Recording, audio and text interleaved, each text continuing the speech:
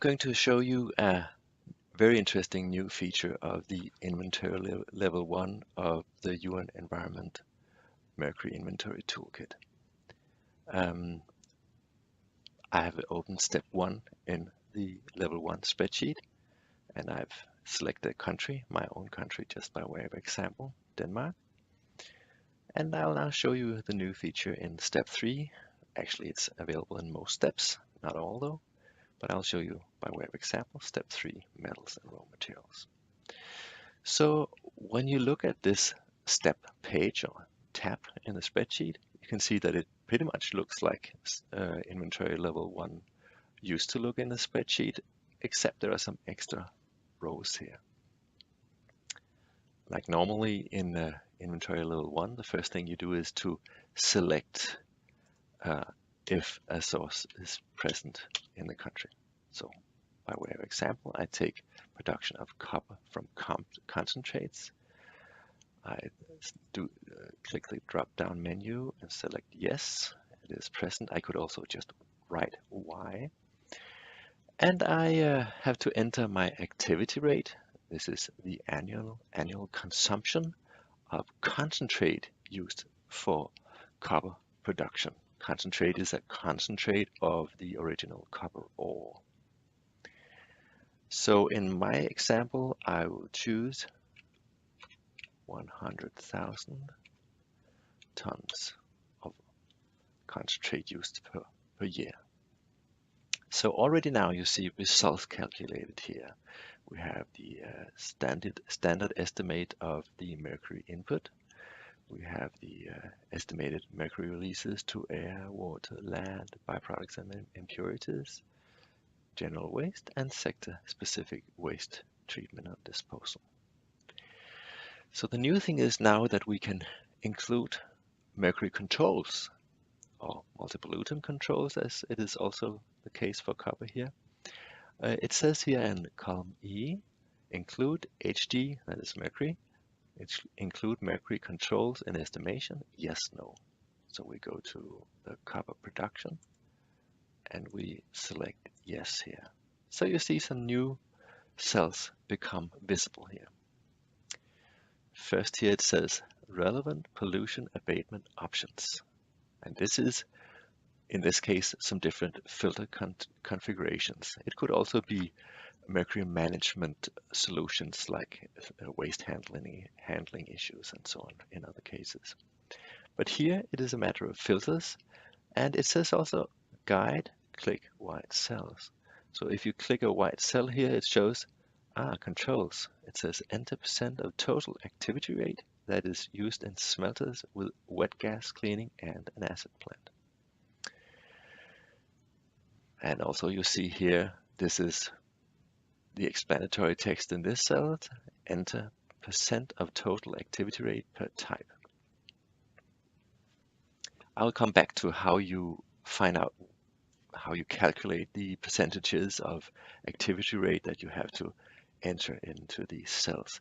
Maybe it's straightforward for you, but it's a percentage of the total concentrate use. But let's look at an example later on this. There are some numbers entered already, and these are the default numbers used in inventory level 1 in case you do not change anything on mercury controls. So if you say no here, or if you just don't enter anything, then these will be the numbers used here.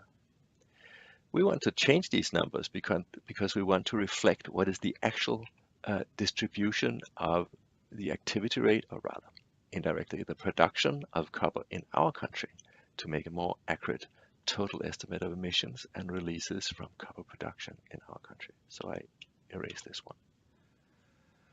Okay, you saw two things. First of all, when I took the 100 away here, it said 100 here. This is because the filter configuration, no filters used, are only coarse, dry, PM, that is particulate material retention. This is the default kind of percentage if you don't enter anything, or if you take away the number that was pre-entered, This one is calculated automatically as the rest, and as you have not entered anything, it says 0 here. It adds up to 100%, and those are stated in this cell. Also, another thing happened. A little marker came evident here.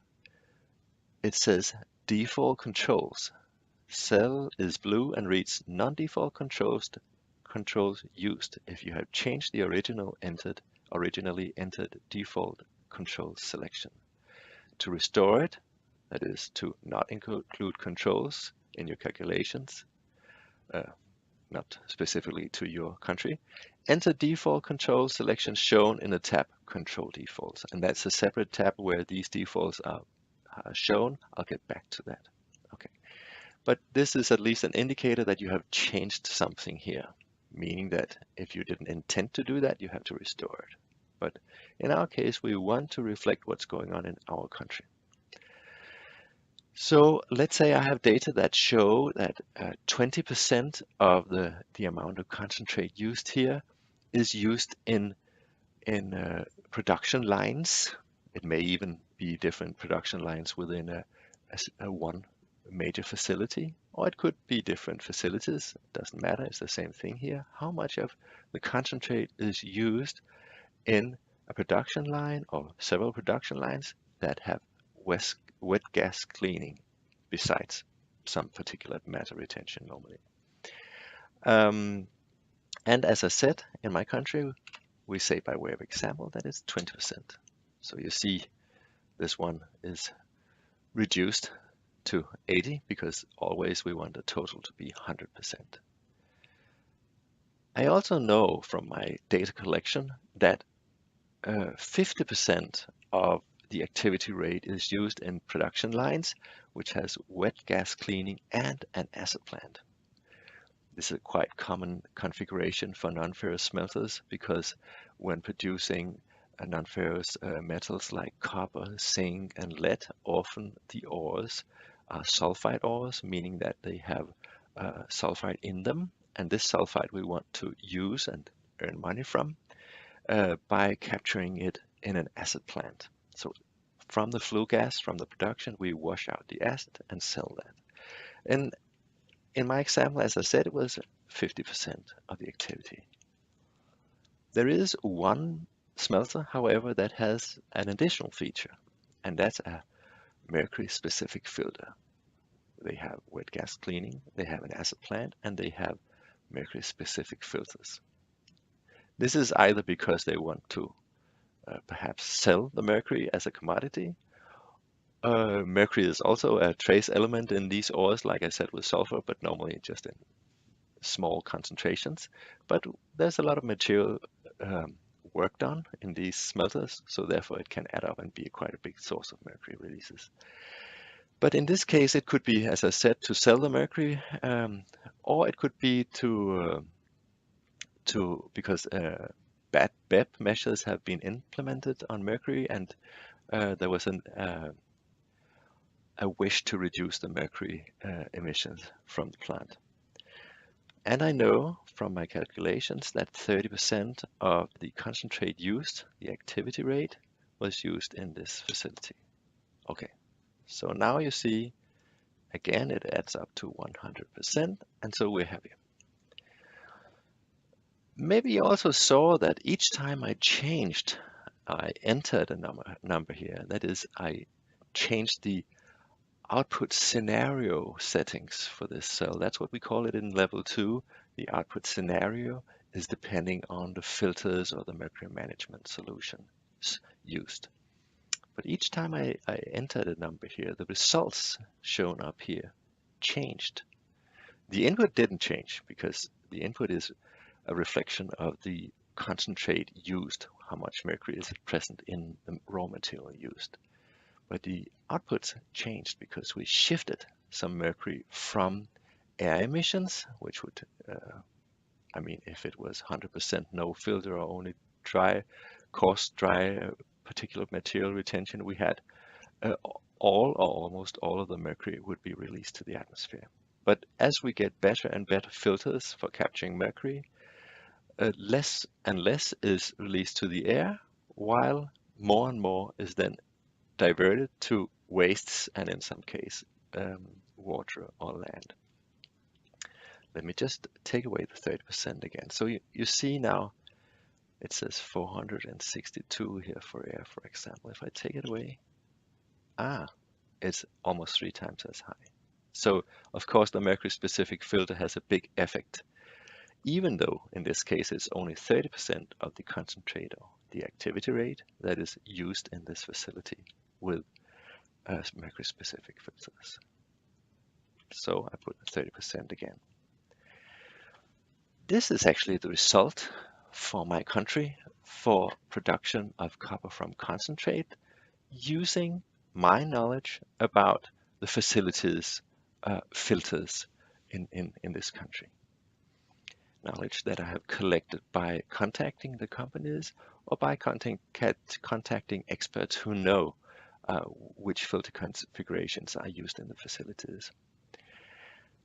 There are some backups here if you make mistakes, because it is actually possible to add to enter percentages above 100%. Let's say that I, instead of 30, put 50% in the last one. This is of course by mistake, because I know that they must add up to 100%. I mean, we don't have more production than we have. That is 100%, but by mistake I put 50% here, let's say. There's a warning. Error, sum of entered percentages must not exceed 100. So I see, I check my numbers here. Yeah, of course it's 100%, it says down here in the sum below. And also in this cell, which is the rest up to 100, it actually gets negative, because now the rest is a negative number more, because it's above 100 here. So it says minus 20%. Okay, I made a mistake, I found out, and I enter the right number, 30%. So to summarize, we first entered the presence of the source. Yes, copper production from concentrate is present in my country. We then entered the activity rate as usual in level 1. And as something new, we entered that we wanted to include mercury controls in the estimation. So we put here yes. And we entered the distribution of the activity rates for this sector or this source subcategory into the white cells here. 20% of the used concentrate went into production lines that had only wet gas cleaning. 50% went into production lines that had wet gas cleaning and an acid plant. And the last 30%, adding up to 100%, went into production lines with wet gas cleaning, acid plant, and a mercury specific filter. And as we saw here, we now use non-default distribution on output scenarios. That is the non-default distribution on the different filter types. We have now adjusted the filter types to the actual conditions in our country. And we saw that the results changed here